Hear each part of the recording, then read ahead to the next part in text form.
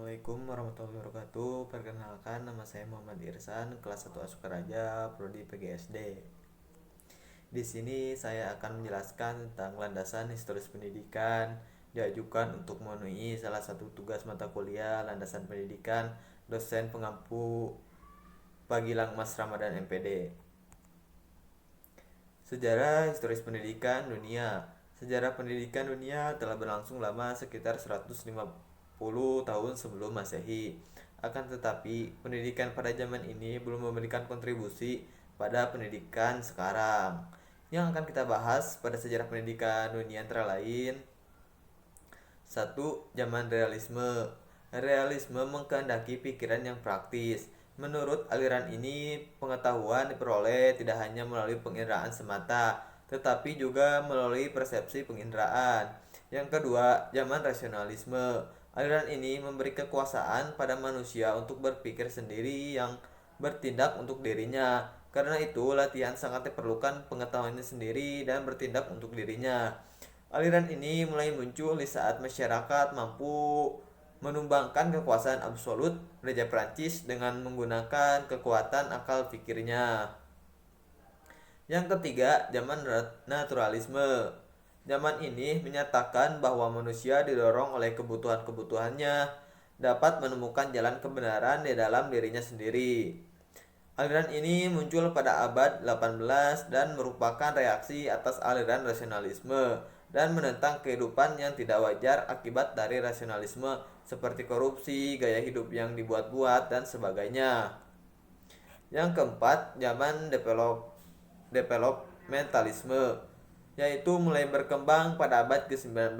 Aliran ini beranggapan bahwa pendidikan sebagai suatu proses perkembangan jiwa, sehingga aliran ini sering disebut gerakan psikologis dalam pendidikan. Yang kelima, zaman nasionalisme. Aliran ini muncul pada abad 19 dan merupakan upaya dalam membentuk patriot-patriot bangsa dan mempertahankan kaum imperialis. Yang keenam, zaman liberalisme, positivisme, dan imperialisme. Zaman ini lahir pada abad ke-19. Liberalisme berpendapat bahwa pendidikan adalah alat untuk memperkuat kedudukan penguasa atau pemerintah yang dipelopori dalam bidang ekonomi oleh Adam Smith. Pada masa ini, siapa yang banyak pengetahuan yang paling berkuasa, sehingga kemudian mengarah pada imperialisme, sedangkan positivisme percaya kebenaran yang dapat diamati oleh panca indera, sehingga kepercayaan terhadap agama semakin lemah. Yang ketujuh atau yang terakhir, zaman sosialisme. Aliran ini muncul pada abad ke-20 sebagai reaksi terhadap dampak aliran liberalisme, positivisme, dan imperialisme. Landasan historis pendidikan di Indonesia.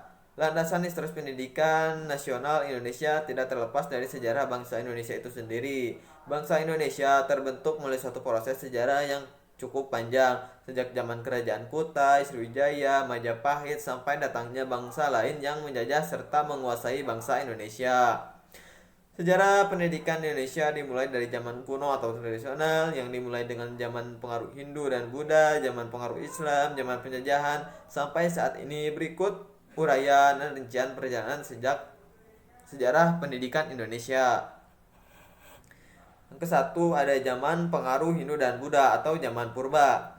Hinduisme dan Buddhisme datang ke Indonesia sekitar abad ke-5.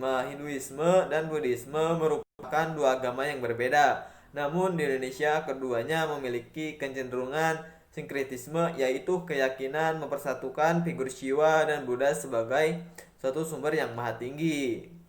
Yang kedua, zaman pengaruh Islam atau zaman tradisional.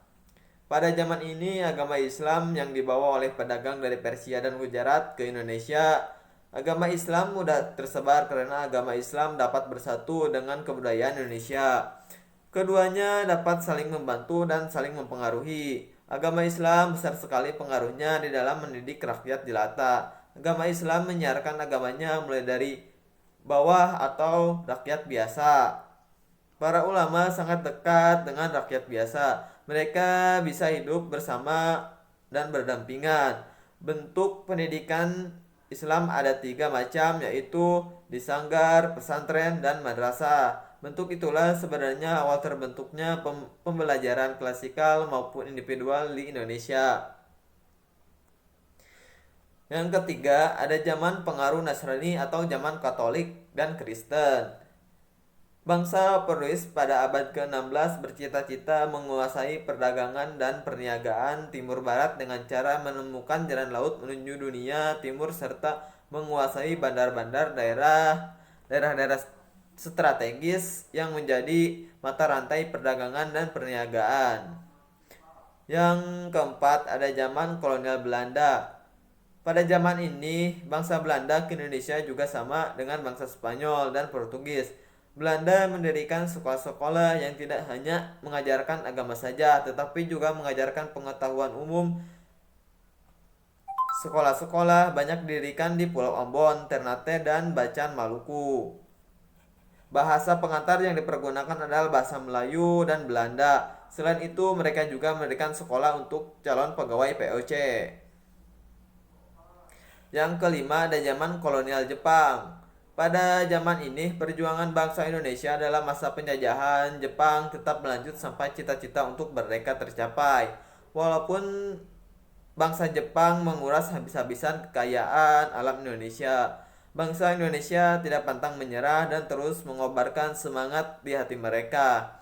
Meskipun demikian, ada beberapa segi positif dari penjajahan Jepang di Indonesia. Di bidang pendidikan, Jepang telah menghapus dualisme pendidikan dari penjajah Belanda dan menggantinya dengan pendidikan yang sama bagi semua orang. Selain itu, pemakaian bahasa Indonesia secara luas diinstruksikan oleh Jepang untuk dipakai di lembaga-lembaga pendidikan, di kantor-kantor, dan dalam pergaulan sehari-hari. Hal ini mempermudah bangsa Indonesia untuk merealisasi Indonesia merdeka pada tanggal 17 Agustus 1945. Cita-cita bangsa Indonesia menjadi kenyataan ketika kemerdekaan Indonesia diproklamasikan kepada dunia. Yang keenam, zaman kemerdekaan atau zaman awal. Setelah Indonesia merdeka, perjuangan bangsa Indonesia tidak berhenti sampai di sini karena gangguan-gangguan dari para penjajah yang ingin kembali menguasai Indonesia datang silih berganti sehingga bidang pendidikan pada saat itu bukanlah prioritas utama. Hal tersebut terjadi karena konsentrasi bangsa Indonesia adalah bagaimana mempertahankan kemerdekaan yang sudah diraih dengan perjuangan yang amat berat. Zaman Orde Lama. Saat gangguan-gangguan itu mereda, pembangunan untuk mengisi kemerdekaan mulai digerakkan. Pembangunan dilaksanakan serentak di berbagai bidang baik spiritual maupun material. Setelah diadakan konsolidasi yang insentif, sistem pendidikan Indonesia terdiri atas pendidikan rendah, pendidikan menengah, dan pendidikan atas. Dan pendidikan harus membimbing para siswanya agar menjadi warga negara yang bertanggung jawab. Yang kedelapan atau zaman Orde Baru. Orde Baru dimulai setelah penupasan gerakan 30 September pada tahun 1965 dan ditandai oleh upaya melaksanakan Undang-Undang Dasar 1945 secara murni dan konsekuen. Haluan penyelenggaraan pendidikan dikoreksi dari penyimpangan-penyimpangan yang dilakukan oleh Orde Lama, yaitu dengan menetapkan pendidikan agama menjadi mata pelajaran dari sekolah dasar sampai dengan perguruan tinggi. Di samping itu dikembangkan kebijakan link and match di bidang pendidikan. Konsep keterkaitan dan kepadanan ini dijadikan strategi operasional dalam meningkatkan relevansi pendidikan dengan kebutuhan pasar. Yang kesembilan atau yang terakhir, zaman reformasi.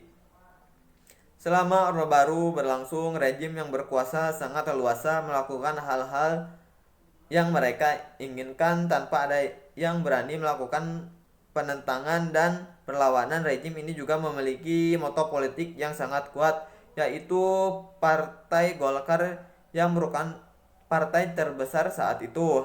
Hampir tidak ada kebebasan bagi masyarakat untuk melakukan sesuatu, termasuk kebebasan untuk berbicara dan menyampaikan pendapat. Begitu Orde Baru jatuh pada tahun 1998, masyarakat merasa bebas. Reformasi ini pada awalnya lebih banyak bersifat mengejar kebebasan tanpa program yang jelas. Mungkin segitu penjelasan dari saya tentang landasan historis pendidikan. Mohon maaf bila ada kata-kata yang kurang tepat dan berkenan. Wabillahi taufiq walhidayah. Wassalamualaikum warahmatullahi wabarakatuh.